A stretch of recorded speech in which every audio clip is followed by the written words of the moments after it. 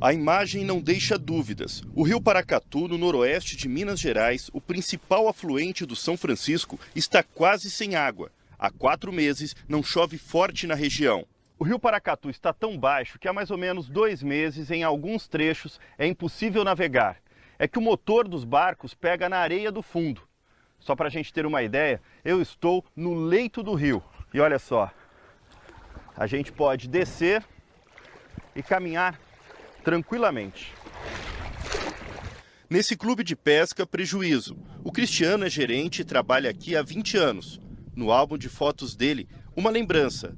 O rio com fartura de água, cheio de pescadores e muitos surubins e dourados. Muita tristeza, né? Porque a gente conhece o rio há muitos anos, né? Sempre muita água, né? Agora você vê só praia. No Instituto Nacional de Meteorologia, em Brasília, o meteorologista Mamedes explica que a região das nascentes do rio Paracatu recebeu pouca chuva nos últimos 3 anos. A média histórica é 1.300 milímetros, mas na última temporada foram só 848 milímetros. Não chovendo na nascente, consequentemente, na frente do rio vai sofrer com isso, se seus afluentes também já estão sofrendo com a falta de chuva. O rio Paracatu nasce no município de Lagamar, no oeste de Minas Gerais. Tem 485 quilômetros de extensão.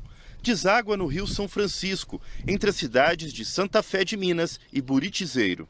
Seu Miguel vive num sítio no município de Paracatu. Em 12 hectares, ele cria 68 vacas.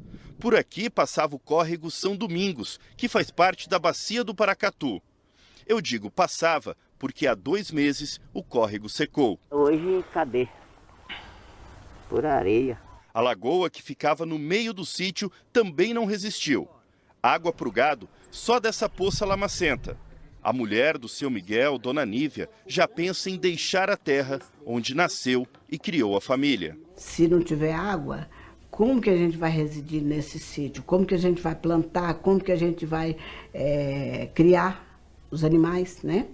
Não tem como criar uma galinha, um porco, uma vaca, um cavalo, não tem como criar nada, porque não tem água para beber. Perto dali, no assentamento Buriti da Conquista, seu Luiz cria 18 vacas em 40 hectares.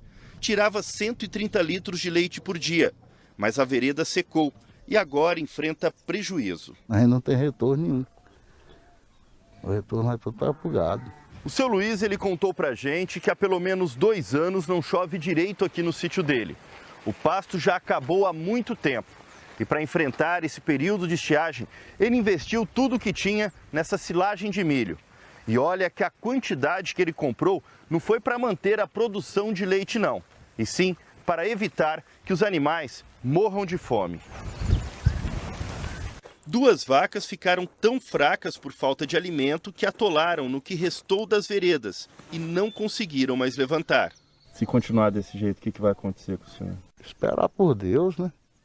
O que ele faz pela gente?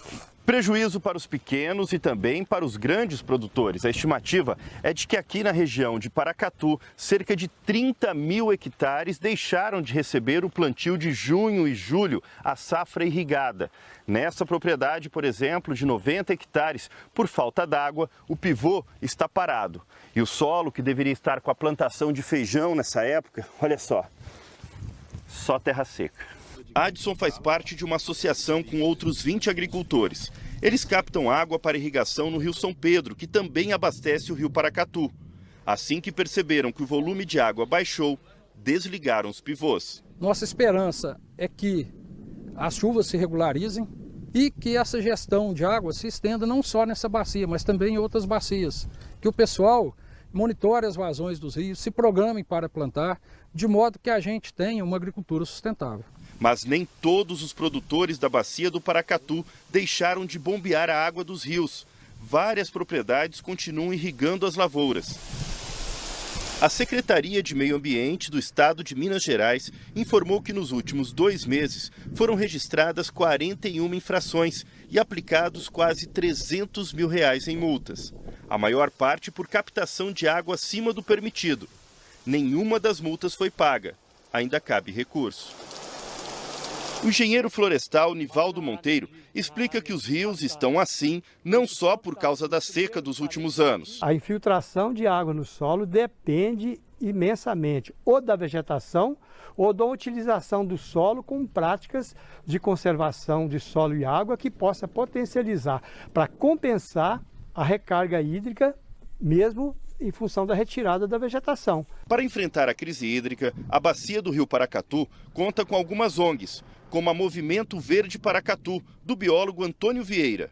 Ele luta há 30 anos contra o desmatamento do cerrado nas nascentes da bacia. O Rio Paracatu contribui com 26% da água do Rio São Francisco. Então a bacia do Rio Paracatu está nessa situação, reflete tranquilamente lá embaixo do São Francisco o que está se passando no São Francisco. A região vai penar muito, porque sem a água do Rio Paracatu, a região fica totalmente comprometida com seus empreendimentos, grandes empreendimentos, pequenos e médios empreendimentos.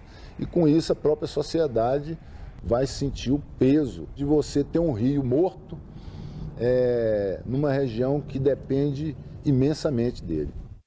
Em toda a bacia do Rio Paracatu vivem quase 3 milhões de pessoas. Mas como ele é o principal afluente do São Francisco, suas águas ganham importância para as comunidades mineiras e nordestinas, banhadas pelo Velho Chico.